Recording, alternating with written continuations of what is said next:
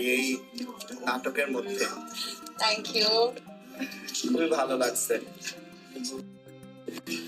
বর্তমানে সোশ্যাল মিডিয়াতে আলোচনা ও সমালোচনার ঝড় তুলেছে জনপ্রিয় অভিনয় শিল্পী কেয়া পায়েল।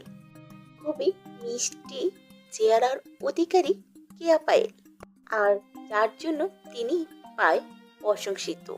কিন্তু বর্তমানে চেহারাটা আরও কিউটনেস বাড়াতে সার্জারি করে চেহারার 12টা বাঁচিয়েছে। আর কেয়া পায়েলের এরূপ দেখি সোশ্যাল মিডিয়াতে চলছে নানা আলোচনা ও সমালোচনা।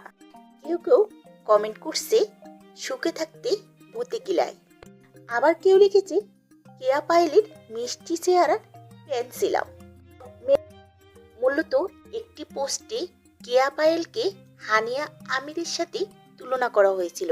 সেই পোস্টে একজন বলেছিল আমাদের দেশের কেয়া পায়েল হানিয়া আমিরের চেয়েও অনেক গুণ সুন্দর, কিন্তু সেই কেয়া পায়েলই আজ কিনা হানিয়া আমিরের মতন হওয়ার জন্য থুতনি ও ঠোঁট সার্জারি করেছে এবং চেহারাটা লম্বা বানিয়ে ফেলেছে। অথচ আগের গোলগাল নরম স্বাভাবিক চেহারার জন্য মানুষ তাকে ভালোবাসত। আজ সেই চেহারার অতিরিক্ত সার্জারির চাপে অনেকের চোখ পড়ছে। সত্যি বলতে কি, উপরওয়ালা দেয়া সৌন্দর্য উপর যখন অকারণে মেরামত করা হয় তখন সেটি সবসময় সুন্দর দেখায় না, বরং স্বাভাবিকভাবে যে মায়া সেটাও হারিয়ে যায়। কেয়া পায়েলের ক্ষেত্রেও ঠিক অনেকের অনুভূতি সেখানে গিয়ে ঠেকেছে।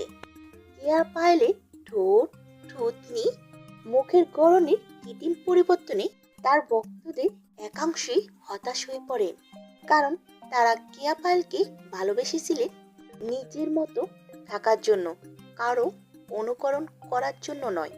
এই কমেন্টগুলো হতাশা নয়, এই কমেন্টগুলো আক্রমণ নয়, বরং ভক্তদের হতাশা বটে। কেয়া পায়েল তো কম সুন্দরী ছিল না, তার একটি আলাদা পরিচয় ছিল, সেটাই তো তার সবচেয়ে বড় অলংকার। আমার পছন্দের একটা মেহেরিন, সেই মেহেরিন আপুর আজকে একটা সুন্দর পিকচার ওরা রেখে দিয়েছে। এটা আমিও জানতাম না, এটা একদম সারপ্রাইজ স্টুডিও বাই নোজের পক্ষ থেকে। থ্যাংক ইউ সিফাত। আর দেখতেই থ্যাংক ইউ তো আমি সিফাতকে দিব, বিকজ এত দারুণ। শেষ কথা একটি, ট্রেন্ডের পিছনে দৌড় নয়, নিজের পরিচয়টা বাঁচিয়ে রাখাটাই আসল সৌন্দর্য।